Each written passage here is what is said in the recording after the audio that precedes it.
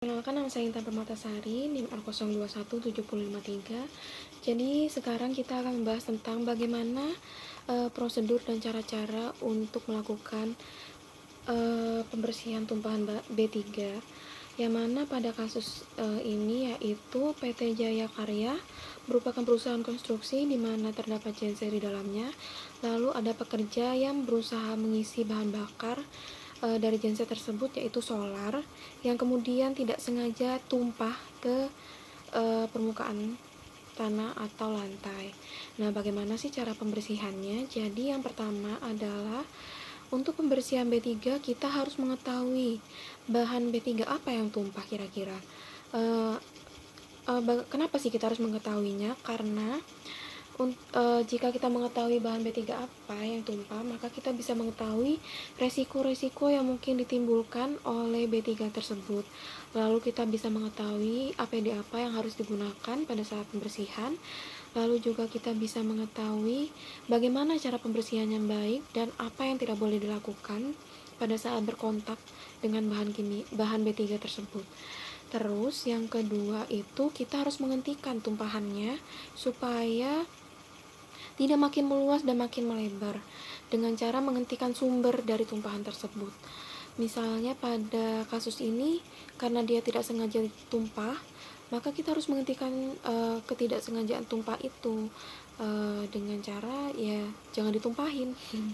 Terus setelah itu kita harus mengisolasi tempat yang terjadi tumpahan supaya tidak ada orang yang melintasi atau lalu lalang yang dapat menyebabkan resiko-resiko mungkin lebih tinggi lagi. Bagaimana sih cara pembersihannya? Jadi sebelum membersihkan bahan B3-nya, kita harus menggunakan APD. Pada kasus ini adalah solar, maka kita harus menggunakan APD yang tepat, yaitu kita harus menggunakan masker untuk melindungi pernafasan.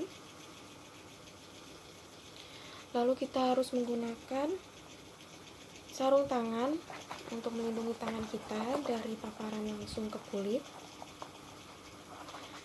Lalu kita juga bisa menggunakan sepatu anti gesekan, karena ditakutkan jika terjadi gesekan dan percikan api, maka akan terjadi kebakaran karena solar itu mudah terbakar. Nah, misalnya ini adalah permukaan yang terkena tumpahan dan ini adalah B3 yang tadi disebutkan, yaitu solar. Jadi kita taruh tumpahannya di sini. Nah, tumpahan ini kita harus hentikan penyebarannya dengan cara menggunakan spill kit jika ada di perusahaan. Salah satu spill kit yang saya ketahui yaitu shock absorbent atau penyerap, kaos kaki penyerap, dimana dia bisa menghalangi pelebaran dari bahan kimia tersebut dan juga bisa menyerap supaya permukaan yang terjadi tumpahan itu tidak semakin melebar, jadi menghindari resiko lebih tinggi. Jadi kita buat kayak bendungan yang mana menghindari tumpahannya lebih melebar. Nah, pada bagian sini adalah bagian yang tumpah. Lalu setelah itu kita harus membersihkan bahan kimia yang tumpah dengan cara ini absorbent pad atau pad penyerap, yang mana kita taruh di atas cairannya, lalu kita serap semua B3 yang tumpah tadi, kita serap dan kita bersihkan semua.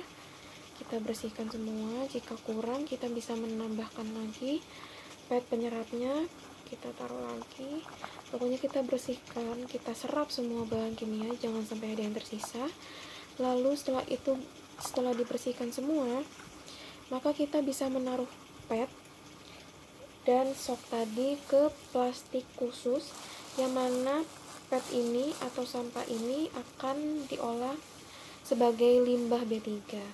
Setelah semua pembersihan dilakukan, maka kita juga harus membersihkan diri, yang mana misalnya pada sepatu yang bisa digunakan lagi atau pada sarung tangan yang bisa digunakan lagi, maka kita harus menggunakan disinfektan yang mana akan membersihkan seperti sepatu dan sarung tangan agar bisa digunakan kembali.